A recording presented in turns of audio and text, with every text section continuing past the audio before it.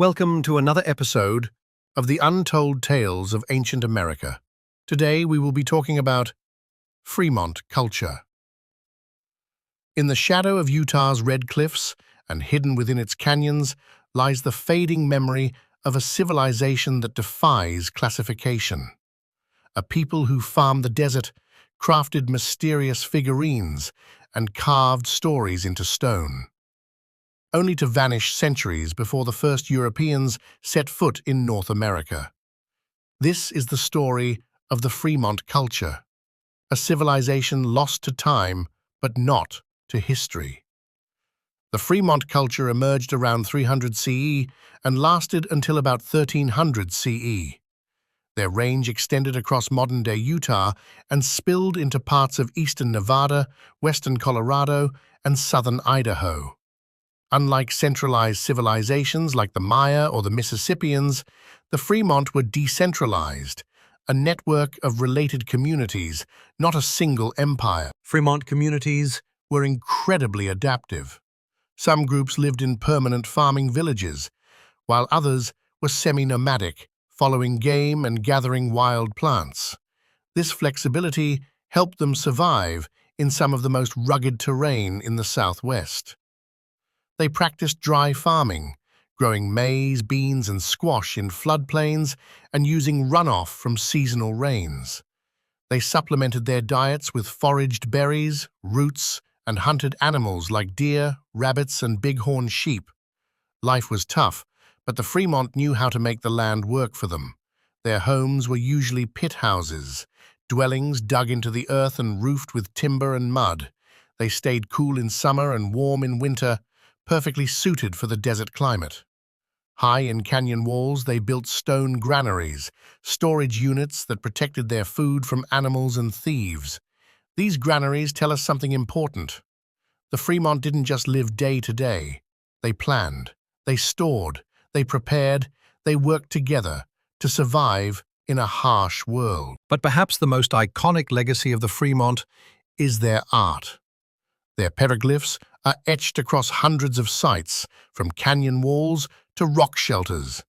The figures are haunting: trapezoidal bodies, strange headdresses, and blank, expressionless faces. Were these depictions of gods, shamans, ancestors? No one really knows.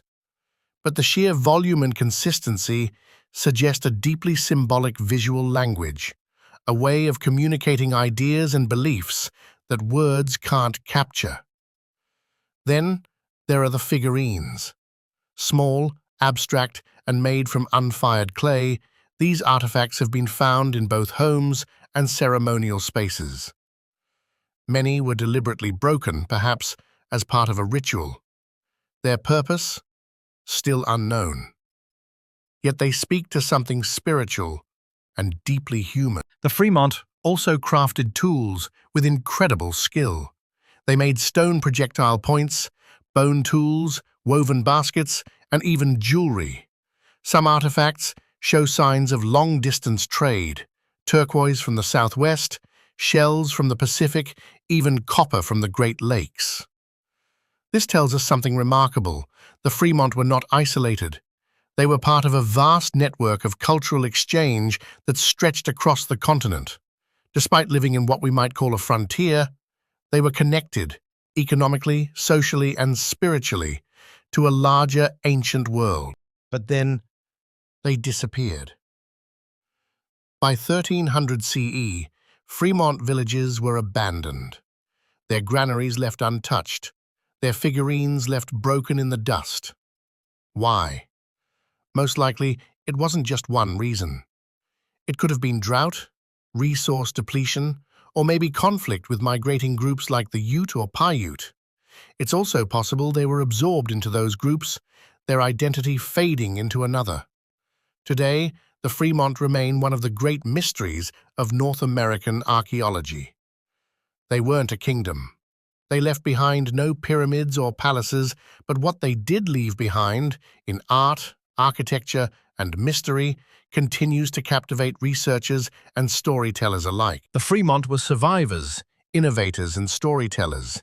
They carved their beliefs into stone and left them for us to find. Now it's up to us to listen. If this story fascinated you, don't forget to like, subscribe, and share it with someone who loves ancient mysteries. Let me know in the comments what ancient North American culture we should explore next. Until next time, keep seeking the untold.